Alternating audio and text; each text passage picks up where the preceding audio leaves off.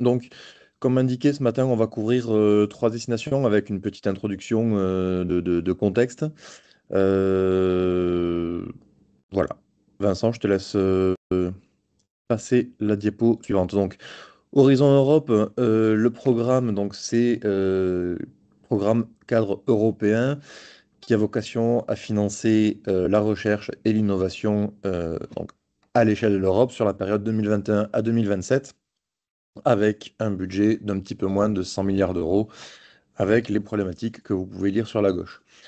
Le cadre dans lequel on s'inscrit aujourd'hui, donc c'est le pilier 2, problématiques mondiales et compétitivité industrielle européenne.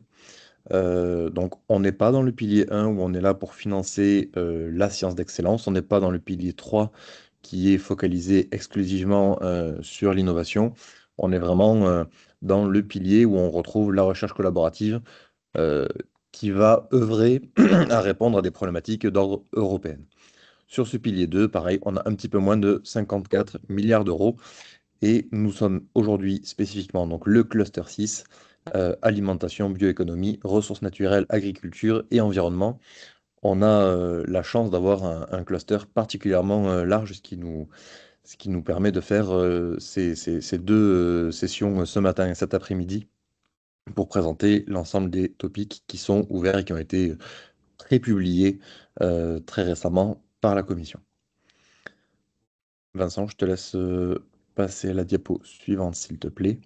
Donc, les problématiques. Donc, le but de ce cluster 6, protéger l'environnement, restaurer, gérer et utiliser de manière durable les ressources biologiques et naturelles terrestres, celles des eaux continentales et marines, garantir la sécurité alimentaire et nutritionnelle pour tous et la transition vers une économie à faible intensité carbone. Donc, comment c'est mis en œuvre?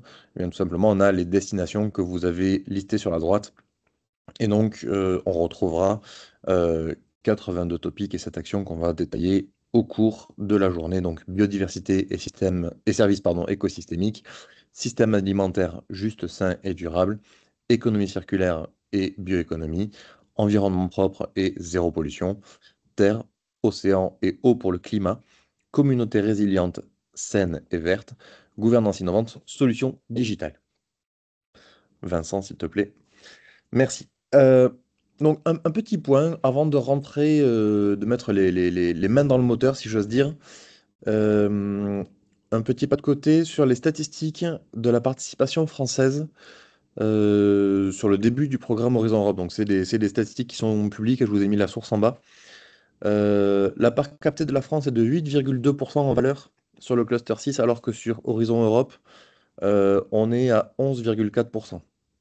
Ce qui veut dire que c'est un cluster où au moins on ne parvient pas à obtenir assez de financement. Pour autant, le taux de succès de la France, c'est-à-dire le nombre de projets financés par rapport au nombre de projets déposés, est de 26% sur Horizon Europe, alors qu'on a 32% sur le cluster 6. Donc, en clair, la France sur le cluster 6 dépose assez peu, mais assez bien. Donc, vous avez à droite l'éclatement de ça par destination. Donc voilà, le message c'est de dire euh, la France dépose peu mais bien. La France a un potentiel pour aller chercher plus. Et le fait de s'engager sur un dépôt de projet européen, c'est pas forcément l'Everest à gravir qu'on entend parfois, puisqu'encore une fois, le taux de succès sur le cluster 6 est quasiment d'un tiers, ce qui pourrait faire concurrence à certains autres dispositifs qui sont perçus comme étant beaucoup plus accessibles. Diapo suivante, Vincent, s'il te plaît. Si on fait un petit focus, vous savez, où je vous l'apprends, dans le cluster, enfin dans le pilier 2, vous avez différents types d'actions. Donc il y a RIA, IA, et il y a également CSA dont je ne parle pas sur cette diapo, mais on en parlera plus tard. Donc RIA, Research and Innovation Action, donc des actions plutôt orientées recherche avec un niveau de maturité technologique ou TRL plutôt bas, où on va, pour le dire rapidement, essayer de générer de la connaissance qui va servir à l'Europe pour répondre toujours aux problématiques de compétitivité industrielle au niveau européen pour les problématiques mondiales, mais avec une orientation plutôt bas TRL, génération de connaissances, et Innovation Action, où on est plus sur prendre ces connaissances et les transposer dans le monde réel européen. Ce qu'on voit, c'est que on a sur le graphique que je vous ai présenté là, sur la gauche, la part des financements demandés et la barre qui est un petit peu plus foncée, c'est les financements obtenus.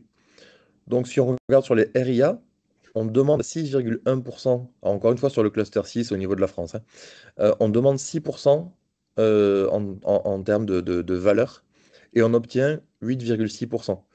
Ça veut dire qu'on a une qualité des dépôts qui est plutôt excellente, puisqu'on obtient plus en proportion que ce qu'on demande. C'est-à-dire que les projets RIA soumis par la France sont globalement mieux évalués que ceux du reste de l'Europe. Et sur les Innovation Action, on est autour de 7% entre ce qu'on demande et ce qu'on obtient, ce qui reste un résultat tout à fait remarquable. Vincent, s'il te plaît. Voilà. Donc, une fois qu'on a fait ce pas de côté, on va rentrer directement dans les destinations. Donc, les destinations, c'est les sous-thématiques. Donc, vous avez le pilier 2, le cluster, et dans le cluster, les destinations. Donc, ça, c'est le vocabulaire, le jargon qu'on retrouve régulièrement et que vous allez retrouver tout au long de ces deux webinaires pour présenter le plan de travail du cluster 6. La destination, donc Farm to Fork, Fair, Healthy and Environment-Friendly food Systems for Primary Production to Consumption. Donc on a 22 topics, 22 appels à projets, 11 RIA, donc plutôt orienté recherche, 6 IA, plutôt orienté innovation, 2 CSA. Donc les CSA, je vais en parler rapidement maintenant, c'est des Coordination and Support Action. Ce sont des projets qui ont vocation à structurer l'écosystème. On a souvent l'habitude de dire c'est un projet dans lequel il y a à peu près pas un euro qui va dans une action de recherche ou de pilote industriel, mais c'est plutôt pour structurer les écosystèmes et leur permettre de réaliser mieux le reste du programme. Donc, on a également sur cette destination 3 partenariats. Donc les partenariats, c'est des outils spécifiques dont on pourra parler plus longuement après, notamment agroécologie, animal health et future food pour 340 millions d'euros. Et les topics qu'on va courir juste après portent sur un budget de 190 millions d'euros.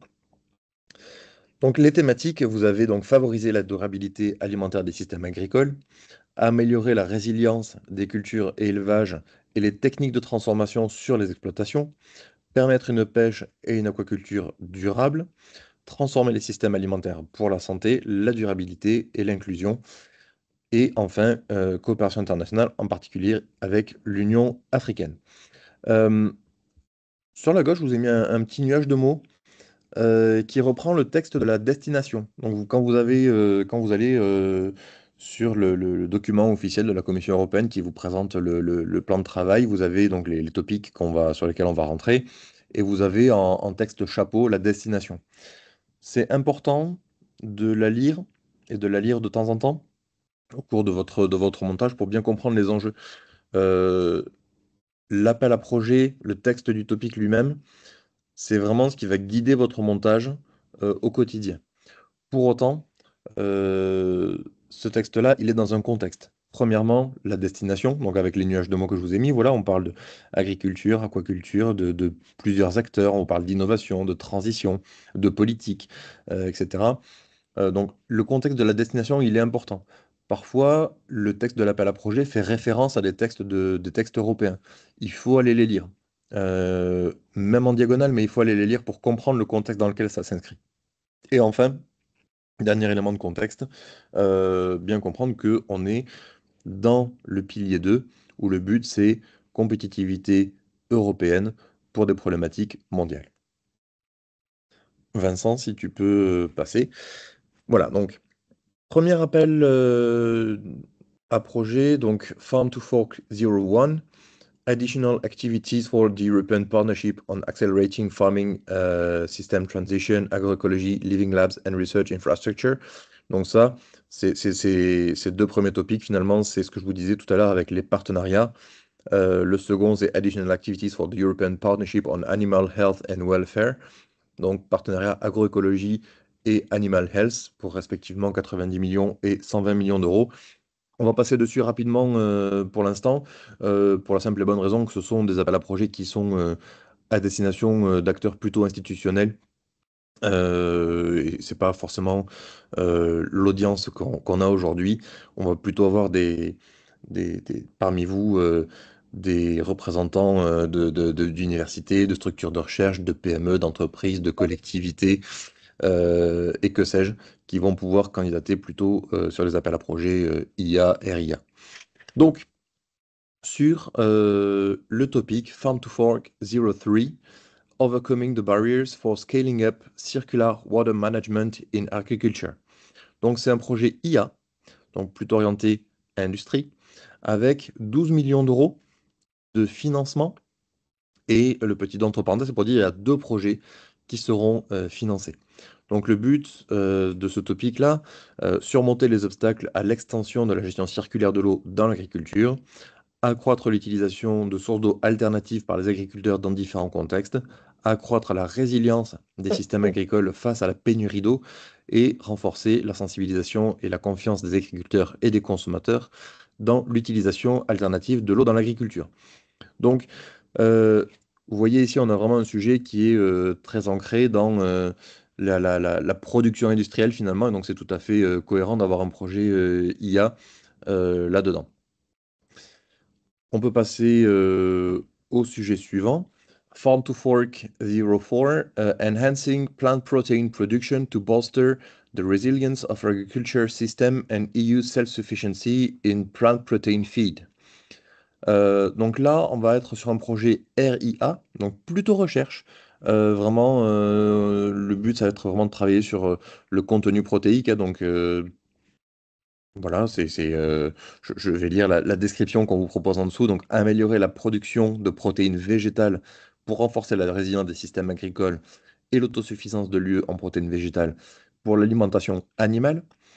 Et attention, quand on dit chaque mot est important, il ne s'agirait pas de déposer un projet qui porte exclusivement sur l'alimentation humaine, puisqu'on serait hors sujet et que un projet qui serait excellent scientifiquement, techniquement, etc., n'aurait globalement aucune chance là-dessus. Identifier les lacunes, les besoins, les obstacles et les facteurs favorables à l'adoption et à l'extension des cultures protéiques durables destinées à l'alimentation animale dans l'UE, depuis la production jusqu'à la transformation et au commerce. Je reviens juste au-dessus. Donc, c'est un projet RIA, 11 millions d'euros à se répartir sur deux projets qui seront financés. Et c'est du projet Lump Sum. Donc, c'est une somme forfaitaire, ce qui fait que le but de ce Lump Sum, et encore une fois, je profite de l'occasion pour vous parler de nos collègues du PCN juridique et financier qui sont vraiment la ressource à avoir là-dessus. Et vous avez tout un centre de ressources, des webinaires qui sont disponibles pour expliquer en détail comment fonctionne le Lump Sum. Mais une bonne première approximation, c'est de se dire que c'est une somme forfaitaire et ça a pour vocation d'alléger considérablement le suivi administratif et financier du projet. Donc on a parfois l'image, et qui est parfois pas usurpée, d'avoir un peu de lourdeur administrative liée à ces sujets-là. Le lump sum est une réponse de la Commission européenne par rapport à ça, c'est-à-dire que vous définissez votre budget lors du montage du projet et vous déposez votre budget. Et si le projet est accepté, le suivi financier est très fortement allégé. Je passe au sujet Farm to Fork 05, Developing Innovative Phytosanitary Measures for Plant Health, Focus on Systems Approach for Pest Risk Management. Encore une fois, RIA, plutôt côté laboratoire, université, production de connaissances, avec 12 millions d'euros à répartir sur deux projets qui seront financés, donc 6 millions d'euros par projet. Élaboration de mesures phytosanitaires novatrices pour la santé des végétaux, approche systémique de la gestion du risque phytosanitaire, concevoir et valider des protocoles ciblant des approches systémiques en tenant compte de l'ensemble de la chaîne de valeur. Euh, Encore une fois, chaque mot compte. Le but, quand on dit tenant compte de l'ensemble de la chaîne de valeur, ce qui est écrit là-dedans, c'est ne faites pas un projet que entre chercheurs parce que même si c'est un RIA, on a besoin de se connecter au monde réel puisqu'on n'est pas dans un, encore une fois, pas dans le pilier 1 d'excellence, d'excellent science, mais on est dans le pilier 2 qui est European Competitiveness for Global Issues. Voilà pour ce sujet-là, on va passer au Farm to Fork 06, Improving Grassland Management in European Livestock Farming Systems, un nouveau projet RIA, donc plutôt bas TRL, 16 millions d'euros, donc des projets un petit peu plus importants, à répartir sur deux projets, donc 8 millions d'euros par projet, avec comme but améliorer la gestion des prairies dans les systèmes d'élevage européens, améliorer la disponibilité des données, des modèles et des méthodologies permettant de mesurer, suivre, évaluer et valoriser la multifonctionnalité des systèmes d'exploitation des prairies et dans différents contextes. Donc là-dessus, encore une fois, euh, faites bien l'effort de lire le texte de l'appel à projet en détail, puisqu'il y a ces problématiques-là. On parle de mesurer, de suivre, d'évaluer. C'est assez important. Farm to Fork 07, Fostering Animal Breeding and Genetics for Climate Change Adaptation and Mitigation, Improved Robustness and Resilience. Un nouveau RIA, deux projets à 6 millions d'euros chacun pour favoriser l'élevage et la génétique animale pour l'adaptation au changement climatique et l'atténuation des effets, l'amélioration de la robustesse et la résilience. Une traduction littérale du titre du topic. Pas beaucoup plus à en dire pour l'instant. Farm to Fork 08, Exploring the Potential of Controlled Environment Agriculture, CEA. Rien à voir avec nos amis du commissariat à l'énergie atomique et aux énergies alternatives. Ici, c'est un seul projet qui sera financé en RIA pour 6 millions d'euros. Et donc, le but, c'est d'explorer le potentiel de l'agriculture en environnement contrôlé pour permettre aux agriculteurs de générer des systèmes agricoles durables, efficaces, rentables, circulaires et à faible émission, contribuant à la neutralité climatique et à la résilience climatique. Euh, je profite, je prends une minute ici pour souligner dans la décision d'aller ou de ne pas aller sur un projet, quand vous avez un projet financé ou deux projets financés, c'est important pour votre prise de décision. Je vais enfoncer une porte ouverte, mais quand on a un seul projet qui est financé, il faut vraiment répondre parfaitement à l'intégralité des attendus du projet. Quand vous avez deux projets qui sont financés, il faut aussi y répondre parfaitement, mais vous pouvez avoir parfois une complémentarité entre les deux projets qui sont financés que vous n'aurez pas quand il n'y a plus qu'un seul projet qui est financé. On va passer au sujet suivant, à la diapo suivante, pardon. Euh, et donc, on arrive, je parlais tout à l'heure des projets CSA. Donc, on a le premier ici, non, le second, pardon, Strengthening the EU Crop Breeding Research and Innovation Ecosystem for Competitive, Resilient and Sustainable Agriculture. Donc, on a ici une CSA, 3 millions d'euros, un seul projet financé, en lump sum, donc avec ce que je vous disais tout à l'heure, une gestion simplifiée et donc renforcer l'écosystème européen de la recherche et de l'innovation en matière de sélection végétale pour une agriculture compétitive, résiliente et durable. On passe directement au Farm to Fork 10, Diversifying Aquaculture Production with emphasis on low trophic species. Alors là, projet IA, donc avec une application industrielle attendue et un lien avec le tissu industriel plus important, et avec deux projets à 6 millions d'euros pour un total de 12 millions d'euros sur cette problématique. Diversifier la production aquacole avec l'accent sur les espèces à faible toxicité, avec une aquaculture à faible impact environnemental. Et donc encore une fois, voilà, on disait lien avec le tissu industriel et le tissu, globalement l'aval de la chaîne de valeur. Fournir des informations pertinentes aux consommateurs d'aliments aquatiques, améliorer la croissance et l'emploi dans les zones côtières et rurales. Donc là, on voit il y a des zones spécifiques qui sont ciblées, et avec une problématique sur quand même économie circulaire, zéro déchet et implication des parties prenantes. Le dernier sujet de cette diapo avec le Farm to Fork 11 Towards Modern Integrated and Effective Fisheries Monitoring, Control and Surveillance, MCS Systems in Europe. À nouveau, projet IA Innovation Action avec 2 projets à 6 millions d'euros. Euh, donc voilà, ce qu'on va aller chercher, c'est améliorer la collecte de données. On parle de petite pêche, de pêche récréative, de pêche lointaine, en réduisant les coûts de collecte et d'analyse de données, avec pour but donc d'améliorer l'efficacité, réduire les coûts, faire progresser les technologies de suivi, de surveillance, de contrôle et d'exécution des pêches pour lutter contre les pratiques illégales, non déclarées et non réglementées. Donc là, on voit qu'il y a vraiment une problématique de mieux comprendre la réalité de terrain euh, pour proposer des plans d'action qui soient plus cohérents. On va passer à la diapo suivante. Nous avons Farm to Fork 12, Nutrition and Mental Health, avec 2 projets financés, donc RIA et en lump sum, donc avec une gestion simplifiée sur le plan administratif et financier en cas de réussite du projet, 5 millions d'euros par projet. Améliorer l'alimentation saine et étudier les effets d'une alimentation malsaine sur la santé mentale chez les enfants, donc de plus de 36 mois, les adultes, plus de 18 ans, et les personnes âgées. Donc là, on a pareil des publics qui sont clairement identifiés. Euh, Encore une fois, on est dans des projets collaboratifs. Si vous êtes dans une équipe de recherche et qui va étudier la problématique particulièrement sur les adultes, bah, ça va être un très bon prétexte pour aller collaborer avec d'autres laboratoires européens ou d'autres structures européennes qui vont peut-être cibler différents publics. Et donc ça, dans différents contextes socio-économiques, pour identifier les mécanismes, comprendre les effets de la nutrition sur les troubles de la santé mentale, pour prévenir ou éviter le développement des maladies mentales.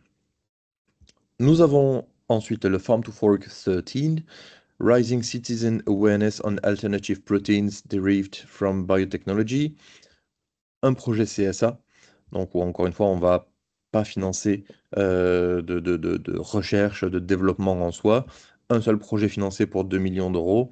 Donc le but de sensibiliser les citoyens aux protéines alternatives issues de la biotechnologie, avec des problématiques de communication, d'aspects socio-économiques, dans des problématiques environnementales, sur des nouvelles sources de protéines dont on n'a pas forcément l'habitude, et on sait que c'est un enjeu qui n'est pas forcément simple pour le déployer euh, dans la vie réelle. Le sujet suivant, Farm to Fork 14, Nutrients produced by microbes utilizing CO2 from the air with the support of biotechnology. Projet IA, donc avec une implication industrielle forte attendue. 2 projets financés avec un financement de 6 millions d'euros par projet. Et donc là, bah, c'est produire des nutriments à partir du CO2 de l'air avec de la biotechnologie, pour le dire rapidement, et avec une implication attendue de PME et de jeunes entreprises innovantes dans le consortium. Juste avant de passer à la diapo suivante, je fais un petit hiatus, enfin un petit focus, pardon, euh, entre le budget et le financement, entre les IA et RIA. Quand vous êtes en RIA, le taux de financement est de 100% et le financement, sauf exception, est égal au budget. Quand vous êtes dans un projet IA, vous avez des taux de financement différenciés qui sont à 100% pour les structures non-profit, donc en général les universités, les laboratoires, les associations, les RTO, et un taux de financement qui est généralement à 70% pour les structures for-profit, donc les entreprises, les PME, les startups, les grands groupes. Ce qui fait que vous avez sur les projets IA la plupart du temps, et c'est souhaitable, un petit delta entre le budget du projet qui est plus important que le financement accordé, le reste étant une contribution nécessaire des acteurs économiques et qui participent au projet. Et en fait, l'idée derrière ça, c'est que la Commission européenne dit on est sur un IA, on est plus proche marché, vous avez vraisemblablement un risque un peu plus faible d'échec, vous avez une probabilité plus forte et plus rapide de retour sur investissement, et donc on demande aux universités, non, justement pas aux universités, on demande aux acteurs économiques, entreprises, etc., de s'impliquer financièrement pour la réussite du projet. Donc voilà, c'est pour ça que j'espère que j'ai pas fait la confusion et j'espère que je ne la ferai pas. Mais parfois je parle de budget, parfois je parle de financement.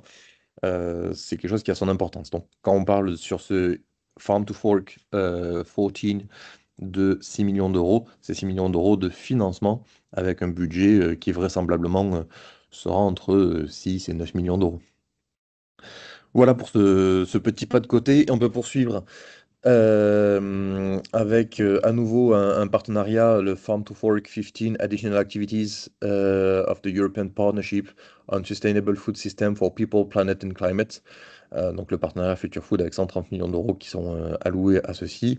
Et on va passer directement au Farm to Fork 16, Developing Joint EU Agriculture Knowledge and Innovation System, donc AKIS, Supporting the Food and Nutrition Security and Sustainable Agriculture Partnership. Donc là, on a quelque chose qui est assez particulier. Donc c'est là, on va rentrer sur des appels à projets qui vont cibler de la coopération internationale. Quand on parle de coopération internationale, on parle de coopération internationale hors de l'Europe. Donc là, on va avoir un projet RIA à 6 millions d'euros avec le lump sum. Donc jusque-là, c'est que des choses qu'on a vues. Et une condition supplémentaire, c'est l'implication d'au moins 3 pays d'Afrique. J'insiste, c'est une condition d'éligibilité. Donc, si vous déposez un projet avec 0, 1 ou 2 pays d'Afrique, le projet ne sera pas évalué. C'est-à-dire qu'il y aura directement un rejet du projet pour cause de non-éligibilité. Donc ça, c'est quelque chose qui est assez important. Pareil, dans les conditions générales des topics, parfois on demande du multi-actor approach, parfois on propose ou on impose du financial support to third parties, plus connu sous le nom de cascade funding. Quand c'est proposé, vous pouvez le faire. Nous, en tant que PCN, souvent on vous le recommande.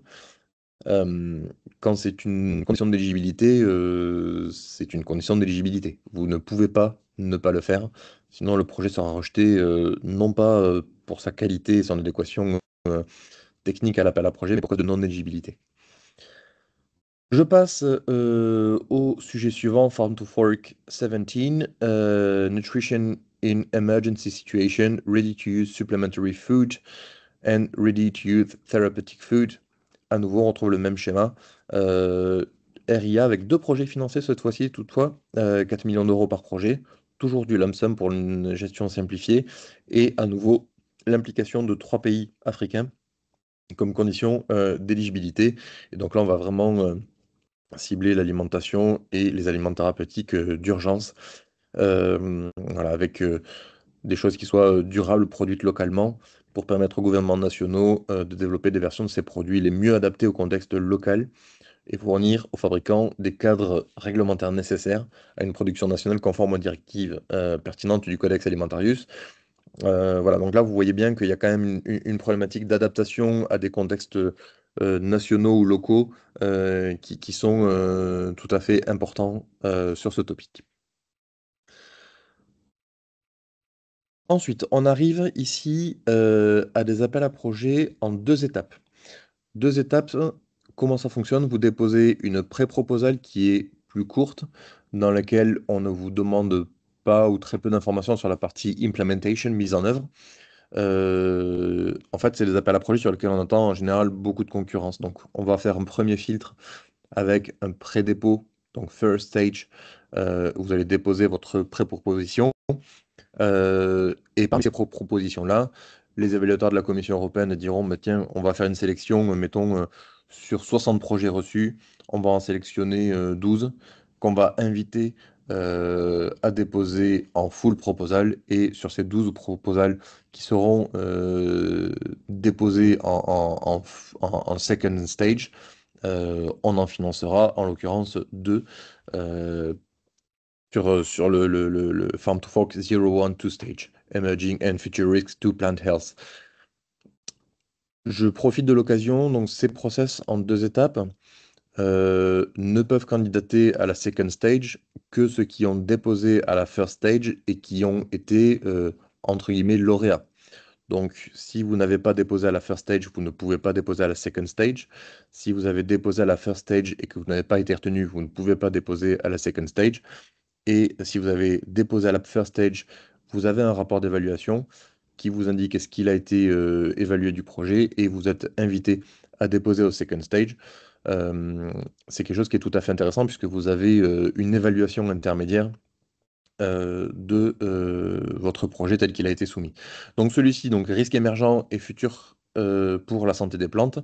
Donc le but de comprendre les facteurs d'émergence des parasites des plantes, y compris l'influence du changement climatique, la dégradation des écosystèmes et la mondialisation, avec tout ce qui est échange des parasites qui sont favorisés par les échanges physiques. Élaborer des mesures préventives et ou curatives rentables, encore une fois la dimension économique n'est jamais très loin, contre les organismes nuisibles nouveaux ou émergents, pour une gestion efficace des organismes nuisibles dans l'agriculture et ou la sylviculture, conformément au principe de la lutte intégrée contre les organismes nuisibles. Nous avons un second sujet qui est toujours en two stage, open topic, innovation for on-farm post-harvest operations, storage and transformation of crops into food and non-food products. Avec ici donc une orientation plutôt industrielle, deux projets financés avec un financement de 6 millions d'euros par projet. Et donc là, c'est un topic qui est open, c'est une approche qui est plutôt nouvelle. Open ne veut pas dire qu'il n'y a pas de préconisation malgré tout. Et donc là-dessus, il faut bien lire qu'est-ce qui est attendu et en fait, on est libre dans la façon de répondre. Le troisième sujet on two stage, making food system more resilient to food safety risk through the deployment of technological solutions. Deux projets financés avec 6 millions d'euros de financement par projet. Et donc là, ben voilà, rendre les systèmes alimentaires plus résistants aux risques liés à la sécurité alimentaire grâce au déploiement de solutions technologiques.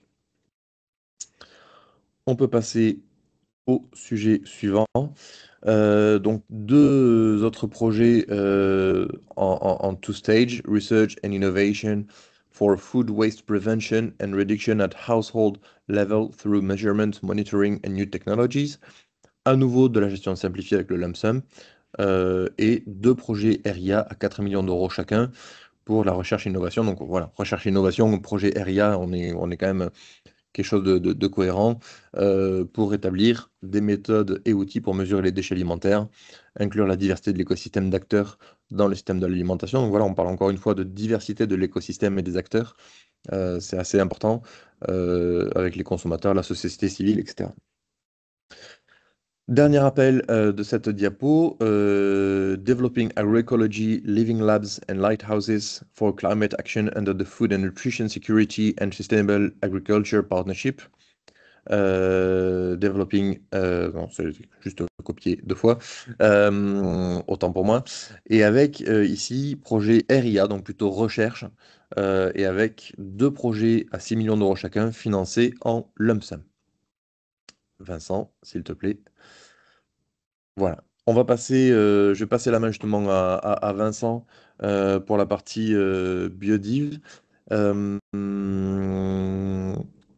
voilà. Peut-être Vincent, si tu permets, est-ce que il y avait une question dans le chat, est-ce que tu veux que je prenne la question et puis ensuite on passe à la partie biodiv ou tu veux qu'on traite Oui, ça à on la peut faire fin? ça, oui.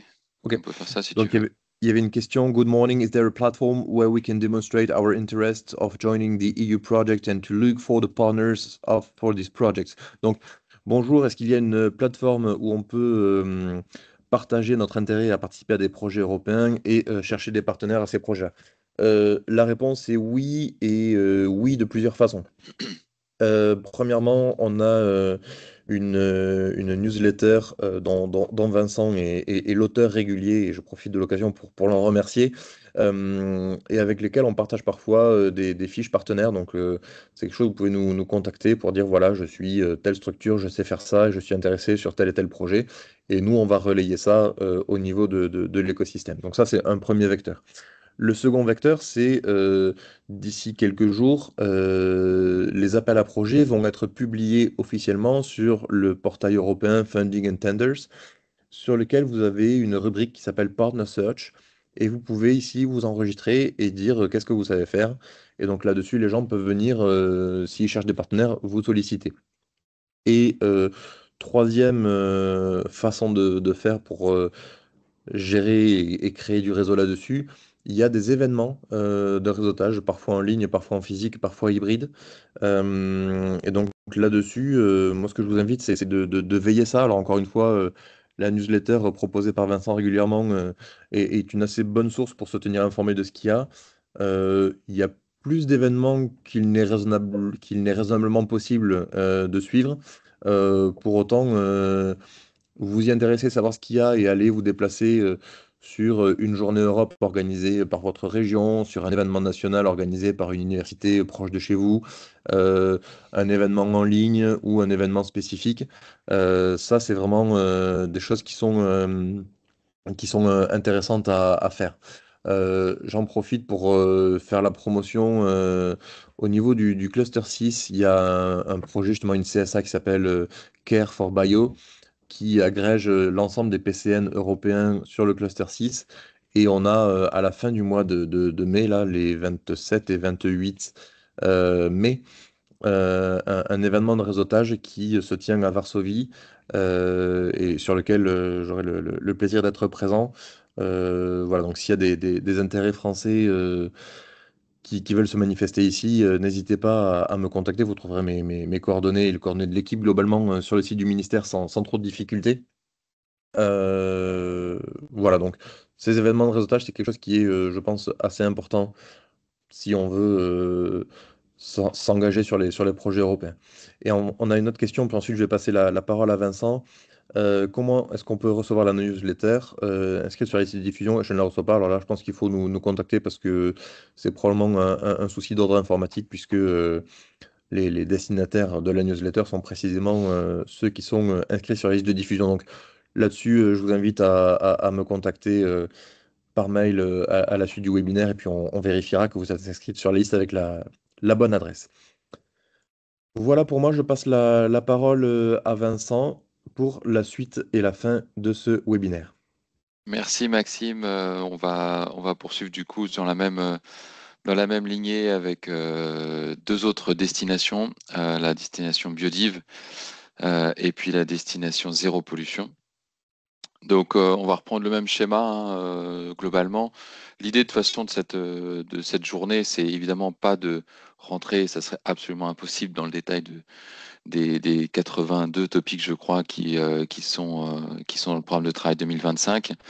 Il nous faudrait bien plus que 3 heures et on prend déjà 3 heures pour vous juste mentionner les titres des appels et puis donner quelques éléments un petit peu de contexte et de compréhension. Donc voilà, l'idée c'est vraiment si vous voyez des choses qui vous intéressent, si vous voulez aller plus loin, bah, c'est soit d'aller chercher les textes quand ils vont être publiés. Donc on a dit qu'il y avait déjà la publication, la prépublication. Et puis bah, de nous solliciter si vous voulez en savoir plus, si vous voulez avoir le détail du texte ou si vous voulez des explications un peu plus poussées. Voilà, donc la destination Biodiv, qui est la première en théorie donc dans le programme de travail, donc biodiversité, services écosystémiques, on retrouve 12 sujets, 12 topics, un fort penchant vers la recherche et l'innovation, donc 10 RIA, 0 IA et une CSA pour un budget de 155 millions d'euros. Et puis un partenariat également, comme ceux évoqués par Maxime dans la destination Farm to Fork, un partenariat qui concerne donc Biodiversa Plus, qui aura cette année notamment un budget de 60 millions d'euros additionnels de la Commission européenne.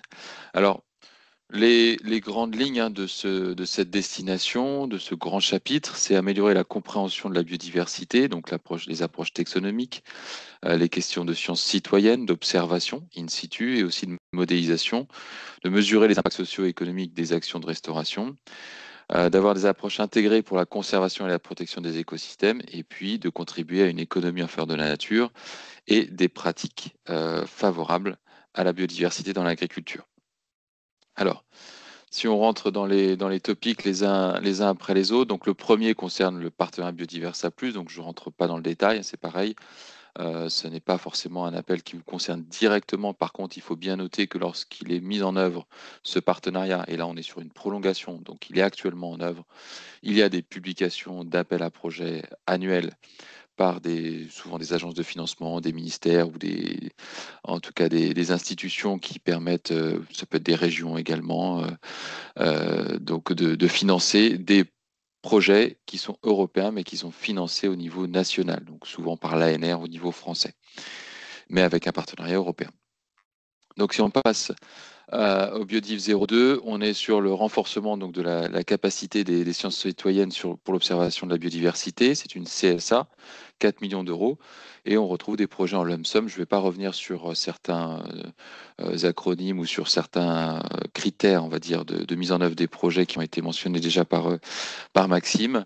Donc, si vous avez des questions, surtout, n'hésitez pas. Et puis, on l'a mis également et on le remettra à la fin, je crois. Mais il y a beaucoup de choses qui sont proposées par le PCN juridique et financier pour bien comprendre tout ce qui concerne la mise en œuvre et la gestion des projets européens. Donc, il ne faut pas hésiter à aller voir, que ce soit des webinaires, des replays ou des formations qui sont proposées par eux. Donc, cet appel a pour objectif d'améliorer les pratiques d'observation citoyenne en matière de biodiversité. Donc, à partir de l'analyse des outils et des bonnes pratiques existantes, notamment, donc en proposer de nouvelles, ainsi que des méthodes, des feuilles de route, des guides, pour permettre donc l'évaluation de la qualité des données, l'harmonisation et la standardisation des pratiques, également favoriser l'engagement de l'ensemble des parties prenantes. Le troisième appel, donc, qui concerne les approches taxonomiques pour la biodiversité, ce sont 2 projets qui seront financés, chacun à hauteur de 12 millions d'euros, donc ce sont plutôt des gros projets, ce sont des RIA, et qui mettront en œuvre donc, ce qu'on appelle donc, le cascade funding ou le financement pour les tierces parties en cours de projet. C'est-à-dire que les projets financés devront émettre des appels à projets pour intégrer des nouveaux partenaires sur des tâches ponctuelles et précises qui auront été déterminées en amont au moment du montage. Donc l'objectif, c'est combler les lacunes en matière d'expertise taxonomique, en particulier pour la biodiversité intra-espèce. Et pour cela, donc, il y a 2 possibilités, 2 voies possibles, donc 2 projets qui vont fonctionner en mode portefeuille, c'est-à-dire qu'il faudra choisir l'une ou l'autre des propositions et le meilleur de chaque sera financé. Donc d'un côté, intégrer ou maximiser l'impact des travaux taxonomiques à tous les stades, de l'identification, de la description, de la conservation, etc. Et de l'autre côté, élargir la participation et l'accessibilité aux données génomiques pour accroître la couverture géographique et l'échelle de participation. Si on passe donc à l'appel Biodiv 04, donc là on est sur des observations de la biodiversité sur site mais à large échelle, donc pour une meilleure compréhension donc, à la fois des raisons du déclin mais aussi de ce qui peut accélérer donc, et ainsi que l'impact des politiques donc, sur l'état de la biodiversité. On est sur une RIA, 22 millions d'euros au total, 2 projets financés, donc 11 millions d'euros chacun, et il y aura également des FSTP. Donc l'objectif, c'est de préparer des cadres harmonisés ou normalisés pour la réalisation des observations de la biodiversité, entreprendre des observations systématiques à grande échelle et in situ de la biodiversité, et puis définir donc la méthodologie pour appliquer les contrôles spécifiques de la qualité des données avec des perspectives donc, de projection future sur l'état de la biodiversité. L'appel Biodiv 05, donc, qui concerne le suivi et la modélisation donc, des dynamiques des écosystèmes pour la restauration, les activités de restauration, pardon, et les modèles, l'amélioration des modèles pour le climat. Donc l'objectif, c'est de mettre en œuvre le règlement européen sur la restauration de la nature et de déterminer donc les bonnes conditions des habitats et le bon état écologique, d'établir des valeurs seuil pour les zones de référence, favorables, estimer les besoins écologiques des espèces également, en termes de quantité et de qualité des habitats, et puis mieux comprendre les liens entre restauration des habitats, des écosystèmes et la conservation des espèces. Donc là aussi, on aura 2 projets, au moins 3 projets pardon, qui seront financés. Ils couvriront à la fois les écosystèmes terrestres et les écosystèmes marins. Ensuite, sur la partie, donc l'appel Biodiv 06, on a là plutôt la mesure et la modélisation donc, des impacts socio-économiques sur la restauration de la nature. Donc un appel de type RIA encore, 6 millions d'euros, avec 2 projets qui seront financés, je crois, et non 3, ça doit être une erreur. Donc, avec l'objectif de réaliser donc, des évaluations sectorielles pour mesurer les impacts et les avantages économiques et sociaux globaux de la restauration de la nature, développer et valider des approches de modélisation et orienter avec des objectifs visés entre 2030 et 2050, donc d'orienter les acteurs publics et privés pour les politiques donc, de restauration de la nature. Ensuite, on a Biodiv 07, donc là qui concerne plutôt les récifs coralliens, donc les approches coordonnées et intégrées pour protéger et conserver donc, et restaurer les récifs coralliens et écosystèmes associés, hein. On parle également donc, des mangroves ou des herbiers marins. Donc l'objectif, c'est d'éclairer et de concevoir des mesures de gestion et de restauration efficaces de ces écosystèmes, de s'intéresser aux groupes fonctionnels qui contribuent au maintien de leur santé et leur potentiel d'adaptation au changement. Donc tout ce qui est groupes qui sont en interaction avec ces récifs ou ces écosystèmes. Comprendre les conséquences de la perte des récifs coralliens. Tout ce qui est couverture, diversité, réseaux trophiques locaux, communautés éloignées et impact socio-économique. Biodiv 08, donc là on est sur des modèles socio-économiques alternatifs, pour continuer à l'amélioration de la biodiversité. On est sur une RIA de 14 millions d'euros avec 2 projets financés. L'objectif, c'est d'évaluer et d'hiérarchiser les modèles socio-économiques alternatifs existants qui sont liés à la protection et à la restauration de la biodiversité, d'en recenser les limites également en termes de recherche, d'innovation, de compétences, etc. Et de faire progresser donc ces méthodes d'évaluation et de tendre vers des indicateurs normalisés, largement acceptés pour concevoir donc des voies de mise en œuvre de ces modèles socio-économiques alternatifs. L'appel Biodiv 09, donc on est sur la compréhension donc, de l'engagement citoyen et la gouvernance démocratique donc, durable pour la restauration donc, de la nature et de la gestion des crises de biodiversité, donc améliorer la communication et comprendre la perception aussi des citoyens dans ces cas de crise et dans cette gestion donc, de la biodiversité. Donc, ce sera une RIA de 6 millions d'euros. On sera là aussi avec un financement en lump sum. Et les objectifs sont de comprendre la pluralité des perceptions et des compréhensions de la crise de la biodiversité au sein de la société civile, et puis les conflits qui peuvent être sous-jacents et les liens avec le changement climatique. On a identifié et quantifié la pertinence des groupes de parties prenantes et des segments de population. Donc en fonction du sexe, du genre, de l'âge, du statut socio-économique, etc. Mais également au croisement de ces différents segments de population. S'appuie également sur les relations entre les personnes et la nature. Donc on a ici un appel notamment à tout ce qui est culture, patrimoine, que ce soit historique ou naturel, et puis donc les effets de la nature sur les comportements liés à l'environnement. Alors le dernier de la destination biodiversité évalué en une étape, c'est le Biodiv 10, pardon, qui a pour objectif donc de soutenir la mise en œuvre donc, des mesures de restauration au sein des systèmes agricoles durables. Donc on sera sur des projets de type RIA avec 2 projets financés et 11 millions d'euros au budget global de l'appel, avec un budget en lump sum.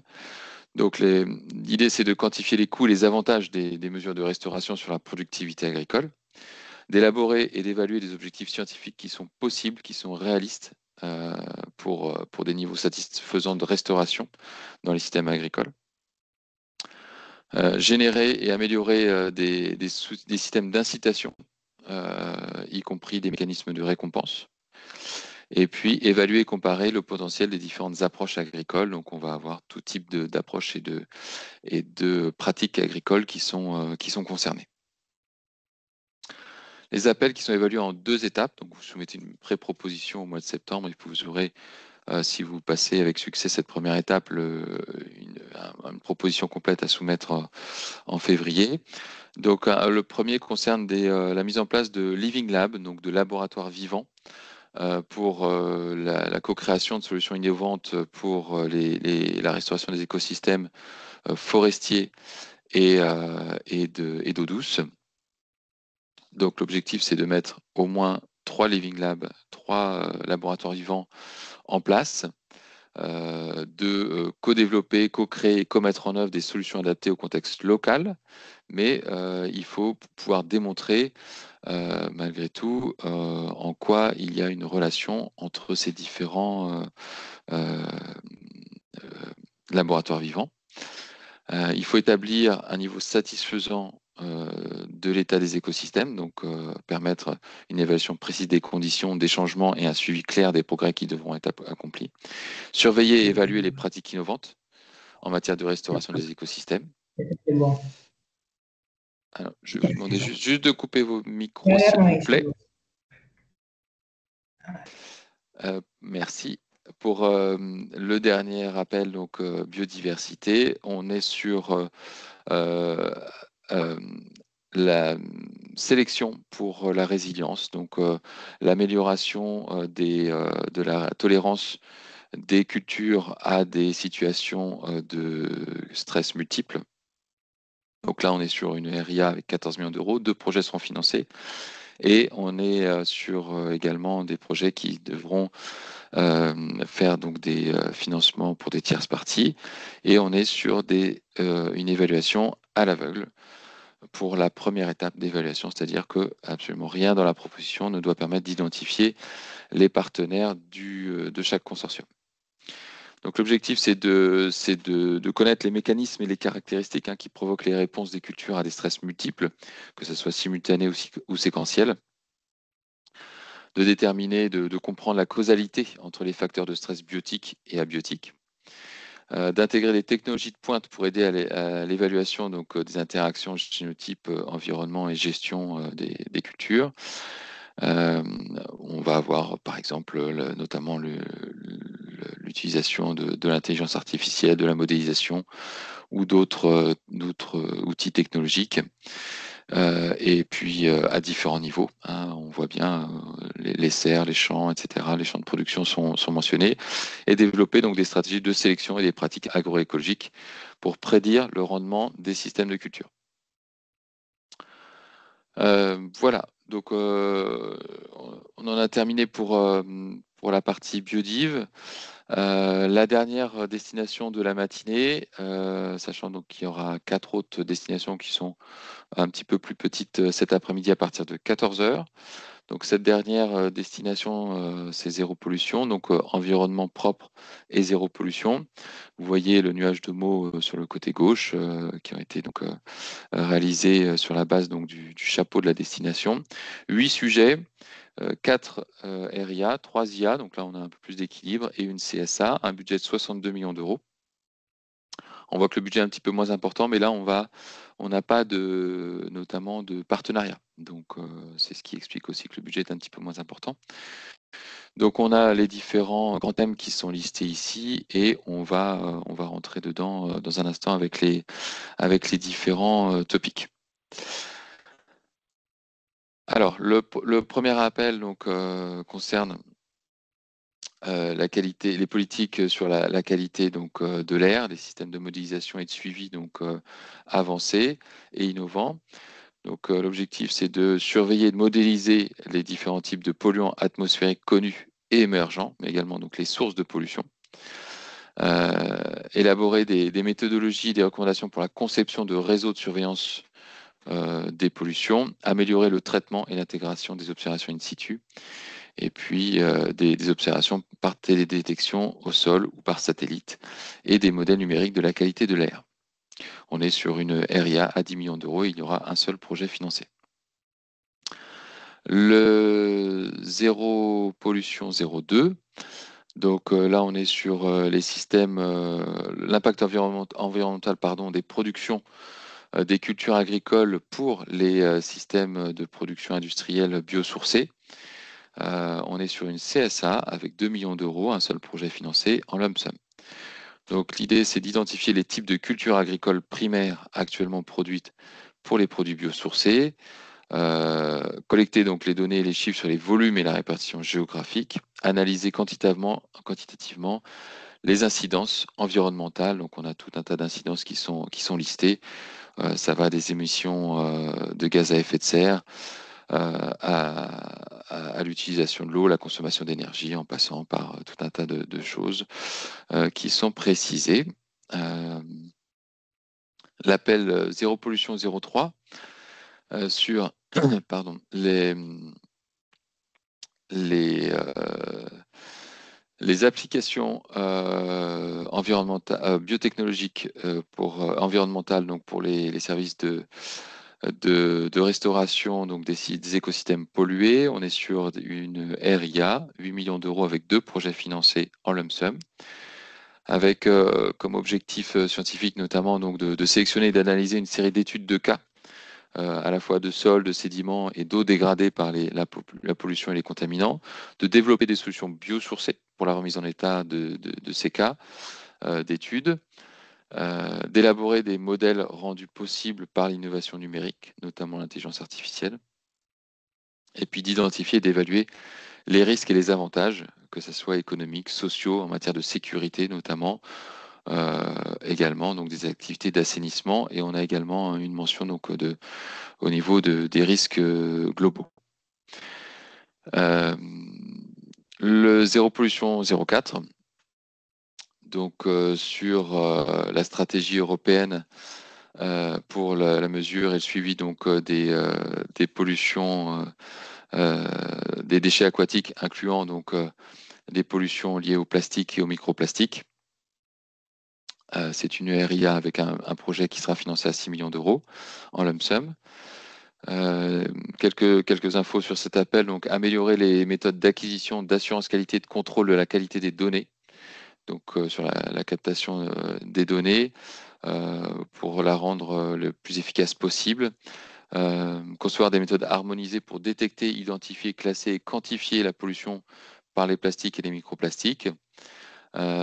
Développer et mettre en œuvre des stratégies de surveillance qui sont adaptées, qui sont optimisées, validées et rentables, et puis permettre l'intégration des données de surveillance dans des bases de données à grande échelle. On parle notamment donc du réseau européen d'observation et de données du milieu marin, mais aussi du jumeau numérique européen de l'océan. On a ensuite un appel avec une coopération Europe-Inde sur l'impact cumulatif donc, des pollutions marines sur les écosystèmes et les organismes marins. Un projet RIA avec 12 millions d'euros et 2 projets financés en lump sum. L'objectif, c'est de développer des nouveaux outils d'analyse, des méthodes et des capteurs pour le dépistage, la détection, l'identification et la surveillance de différents polluants dans le milieu marin. Donc vous avez quelques-uns qui sont listés, comme les polluants organiques persistants, les PFAS, les métaux lourds, etc. Mais c'est assez large, hein, on en a de nombreux qui sont cités. Améliorer l'évaluation des risques en conditions réelles.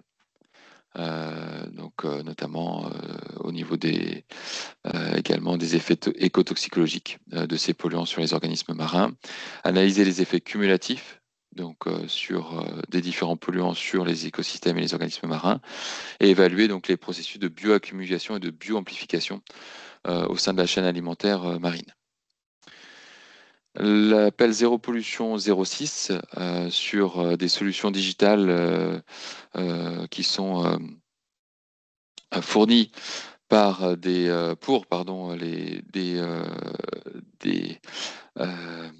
exploitations agricoles donc de petite ou de moyenne taille pour le suivi et la gestion durable donc des ressources et des intrants pour l'agriculture. Donc là, ça sera une action d'innovation, 8 millions d'euros et un projet financé avec un appel en cascade funding, un FSTP, qui sera à prévoir.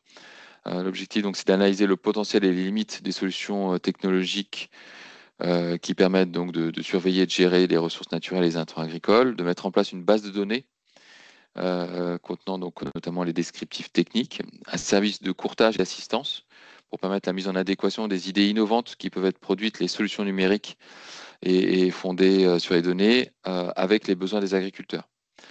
Donc l'idée d'avoir des intermédiaires et puis donc de mettre en place un réseau de fournisseurs, d'intermédiaires pour déployer l'ensemble de ces solutions et puis de développer donc des prototypes de ces innovations et de les tester en environnement opérationnel. Dernier appel en une étape, zéro pollution, 0,7. On est sur réduire la pollution issue donc des industries de l'agroalimentaire au sens large. Donc on est sur une action d'innovation, 12 millions d'euros et 2 projets financés en lump sum.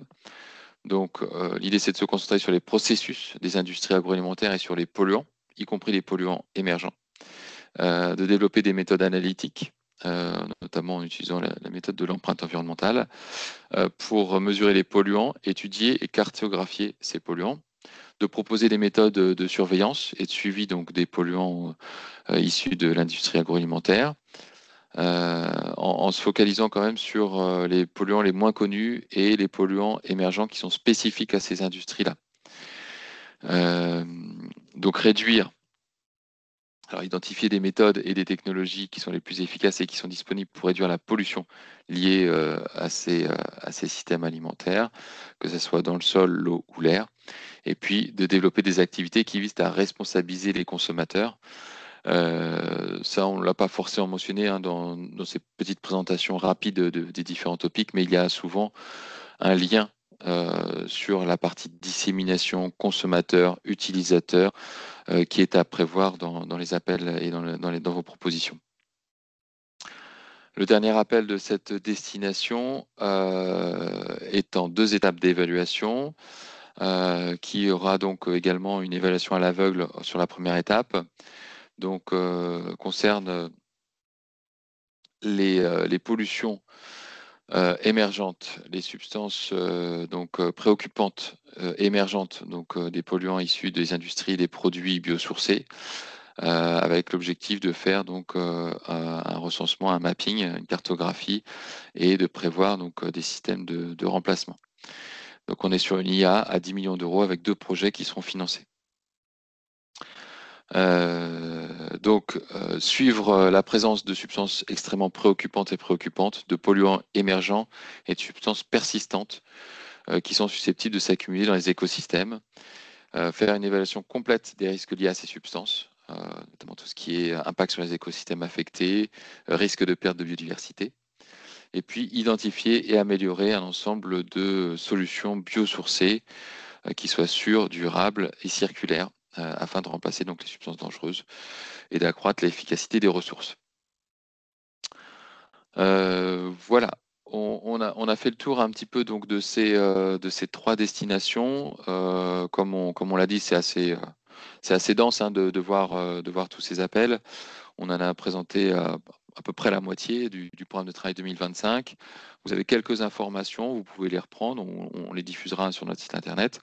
Et puis, si vous avez des questions, surtout n'hésitez pas. Je vous propose juste de terminer par quelques slides. Et puis, s'il y a des questions, on pourra regarder ensuite les questions et vous proposer des réponses. Alors, là, vous avez peut-être identifié des thématiques ou des appels qui peuvent vous intéresser. Vous les aviez peut-être déjà identifiés auparavant. Ce qu'il faut savoir, c'est que souvent le premier réflexe, c'est de se dire ce sont des gros projets où c'est pas simple, où je suis tout seul, où j'ai des partenaires qui sont que français, etc. Bref, d'identifier assez vite les freins et pas forcément tout de suite voir les opportunités. Donc ça, c'est assez logique. Et l'idée, c'est de se faire accompagner. C'est surtout de ne pas y aller tout seul. C'est de communiquer sur ces envies de projet ou sur les appels que vous avez pu apercevoir. Et puis ensuite, de regarder autour de soi et de solliciter de l'aide. Donc vous avez aujourd'hui, vous n'avez jamais eu autant d'aide qu'aujourd'hui pour pour répondre aux appels à projets européens qui n'ont jamais été aussi simples également dans la mise en œuvre. Donc, il faut savoir que il y a beaucoup de souplesse et il y a des critères de mise en œuvre qui sont quand même, ou des outils de mise en œuvre qui sont vraiment très très simples. Mais néanmoins, donc, se faire accompagner, c'est fondamental. Vous avez des accompagnements de type financier, c'est-à-dire que vous pouvez solliciter des aides financières pour euh, constituer votre consortium, par exemple, pour identifier des partenaires, pour monter votre projet, pour réaliser certaines tâches dans la partie montage.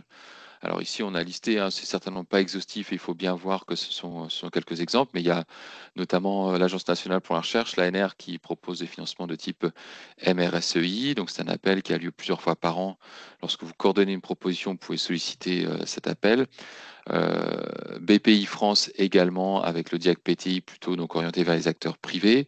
Il y a tout un tas d'initiatives régionales également, de financements régionaux, pardon, que vous pouvez solliciter. Donc n'hésitez pas à vous tourner vers des collectivités qui sont à proximité de vous, que ce soit région ou même parfois métropole, etc. Vous avez également tout ce qui est chambre consulaire. On a mentionné la CCI, mais ça peut être les chambres d'agriculture, ça peut être également des réseaux de type Enterprise Europe Network qui peuvent vous aider à trouver des partenaires notamment et des financements. Et puis tout ce qui est accompagnement technique, hein. Une fois que vous avez des financements, ou si vous n'en avez pas besoin, vous aurez forcément besoin de conseils, que ce soit pour comprendre parfaitement l'appel ou pour la rédaction en elle-même de la proposition ou pour s'insérer dans un consortium. Donc, lorsque vous êtes dans une université, quand vous êtes dans un institut de recherche, vous avez des cellules Europe. Il y a des financements qui ont été développés récemment pour développer encore les cellules Europe des universités ou des organismes qui s'appellent AS2SR. Mais vous avez toujours le MRSEI, hein, qui peut proposer une aide à la fois financière mais technique. Vous avez les pôles de compétitivité ou les clusters. Vous avez tout un tas de services ou euh, de, on va dire de structures qui peuvent vous apporter un soutien. Donc n'hésitez pas à poser des questions en fait autour de vous pour que vous puissiez identifier le meilleur accompagnant possible. Et puis il y a le nôtre en tant que point de contact national. Notre rôle, c'est aussi de vous accompagner, d'accompagner sur tous les acteurs du territoire français. Alors on a parlé tout à l'heure du Flash Info qui est un des outils, mais on a aussi donc un site internet sur lequel on va recenser dès qu'il y aura la publication officielle tous les appels. On liste également tous les webinaires que l'on organise, toutes les présentations. On a une FAQ pour répondre à toutes vos questions, tout un tas de liens vers des documents, vers des événements, que ce soit de réseautage, voilà, pour identifier des partenaires aussi. La liste de diffusion, vous avez le lien sur cette slide. Alors, le Flash Info, il paraît pas toujours à un rythme régulier malgré le souhait qu'on aurait de faire mieux, mais il paraît toutes les 2 à 3 semaines, voire 4 semaines parfois selon les périodes, lorsqu'il y a des ponts notamment. Donc si vous l'avez pas reçu récemment, ne vous inquiétez pas, mais ça ne devrait pas tarder. Et puis vous avez donc des ressources utiles sur les réseaux sociaux. Donc on a un compte LinkedIn et puis le portail français, notre page internet, comment devenir relais du point de contact national, les ressources juridiques et financières. Voilà, je crois que j'ai fait le tour avec Maxime pour ce matin. Ça, c'est notre équipe. Donc, on est 5 personnes. Maxime qui est à 100% dédié sur le PCN. Et puis, Simon, Fatia et Mathilde avec moi-même. Donc, on est à temps partiel. Et on est tout à fait disposé pour répondre à vos questions et à vous aider donc dans votre démarche pour répondre à vos projets européens.